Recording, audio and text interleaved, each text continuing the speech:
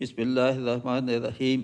Engineer مبشر صاحب کے ساتھ حاضر ہے وہ دعا جو اللہ تعالیٰ نے خود تجویز کی، خود ہمیں بلکہ حکم دیا کہ یہ دعا پڑھا کرو، اور دعا ایسی ہو جس میں اعوذ باللہ من الشیطان الرجیم بسم اللہ الرحمن الرحیم۔ انجینئر مبشر صاحب کے ساتھ حاضر ہے۔ دعاؤں کا مہینہ ہے، مغفرت کا مہینہ ہے، اللہ تعالیٰ سے بخشش اور مغفرت طلب کرنے کے ایام ہیں، بہت مبارک اور اللہ تعالیٰ کی قبولیت کے ایام ہیں۔ تو ایک وہ دعا ابھی بتانے لگا ہوں جو بہت ہی اچھی دعا ہے، بہترین ہے، دنیا اور آخرت دونوں کی اچھائی کے لیے، بھلائی کے لیے، اور اللہ تعالیٰ نے خود کہا کہ یہ دعا مانگو، اور وہ دعا مانگو جس میں دنیا مانگتے ہو تو آخرت میں مانگو۔ وہ ہے ربنا آتنا فی الدنیا حسنۃ وفی الآخرۃ حسنۃ وقنا عذاب النار۔ اے رب ہماری دنیا میں بھی بھلائی کر اور ہمیں آخرت میں بھی بھلائی کرنا، آخرت میں مغفرت فرمانا، آخرت میں ہماری بخشش فرمانا، اور ہمیں آگ کے عذاب سے بچا لینا، یعنی آخر میں آگ کے عذاب۔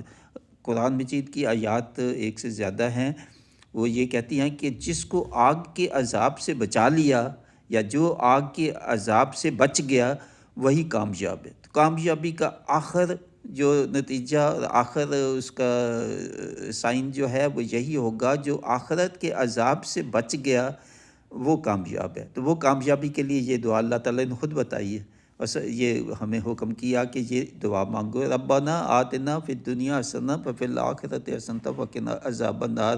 7 دفعہ پڑھا کریں۔ 7 کی خاص اہمیت ہے اس عدد کی، میرے تحقیق کے مطابق، میری 30-25 سال کی یہ تحقیق ہے۔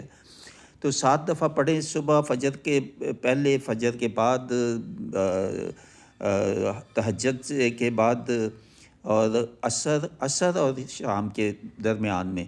یہ مقبولیت کے ٹائم ہے دعا کے، اور دعا جب پڑھو ترجمہ اس کا فوکس ذہن میں رکھیں، اور اللہ تعالیٰ پہلے اپنے آپ کی استغفار کیا کریں، پاکیزہ کیا کریں اپنے دل کو۔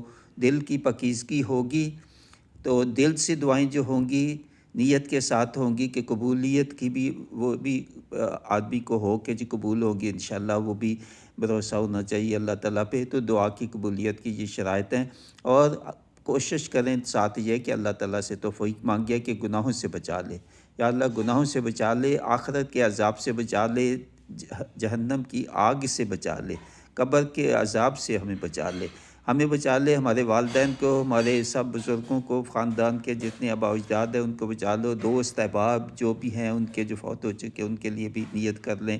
جس چیز